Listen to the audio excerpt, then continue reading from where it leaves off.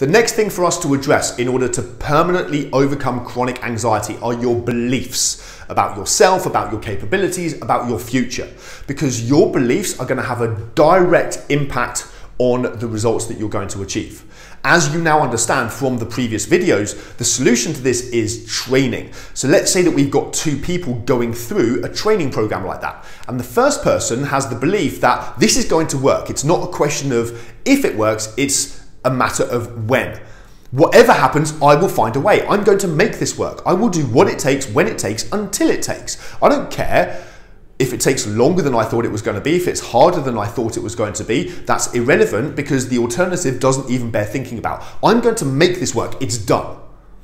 The second person has the belief of, well, I've been struggling with this for years now. I've lost count and I've tried so many things. I've tried everything. And I really want it to work. I hope it works. Let's give it a go and see what happens. What do you think the difference is going to be in their results? It's going to be night and day. It's going to be dramatically different.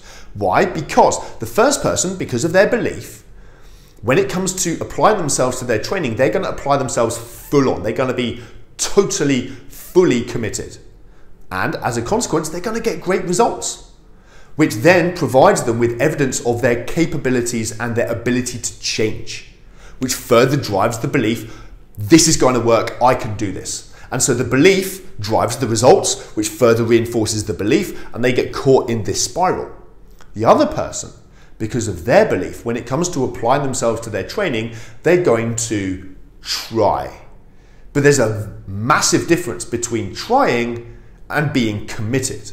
And so because of that, they're going to get variable results at best, almost certainly poor and substandard results, which provides them with evidence of their limitations and their struggles.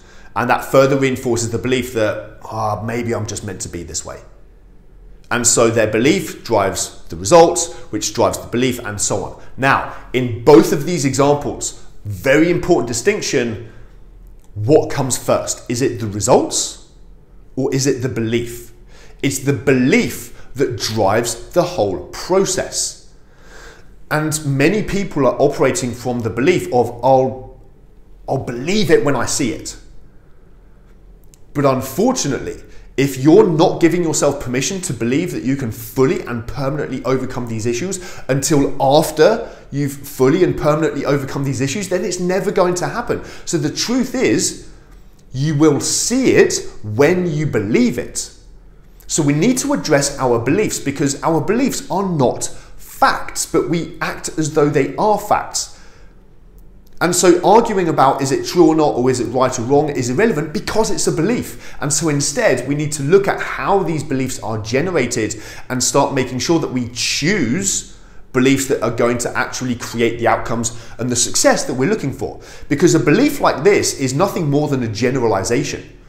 If you've had a history of struggles and failed attempts, your brain, if you leave it to its own devices, is going to start generalizing that. Now, if you look at one of those attempts in isolation, let's say that you tried talking therapy, you dived into the past, you revisit all of the pain and the trauma and the upset of the past, and as a result of that, you end up with a detailed and intimate understanding of how and why you got stuck, but you remain stuck.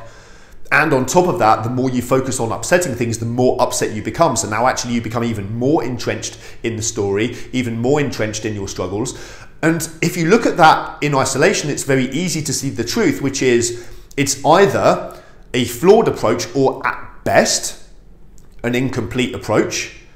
But if you then extrapolate that and other types of approaches over decades, then it's very easy for your brain to start generalizing. Again, if you leave it to its own devices and you don't consciously double check the generalizations that your brain has created, your brain can look at that and say, failure, failure, failure, failure, failure, failure. That therefore must mean that I'm a failure. That means that I can't do it and I'm irreparably broken and just meant to be this way for the rest of my life. Is that really what it means? No, of course that's not what it means. But if you let your brain generalize on its own, that's the type of belief that you're going to accumulate in the background without even being aware of it. So we need to make sure that we highlight these beliefs, we understand how these beliefs come about, that they are not the truth, they're not a prediction of the future, they're not facts, they're simply mistaken generalizations that your brain has created. And so then we can choose a new belief. Because as they say, the past does not equal the future, but if you drive into the future with your head in the rearview mirror, then of course it will. History keeps repeating itself if all you ever do is you take memories from the past and in your mind project those pictures and those movies into the future, then obviously history keeps repeating itself. So we need to choose a new belief and recognize your beliefs are a choice. Have you ever had the experience of going to bed after a long day and you look at one of the problems in your life and in the moment it feels insurmountable, but then you have a good night's sleep, you wake up refreshed, you have your morning coffee and you think, of course I can handle this, I've got this handled. Now the problem hasn't changed, the environment hasn't changed, but your beliefs have changed. So our beliefs change all the time.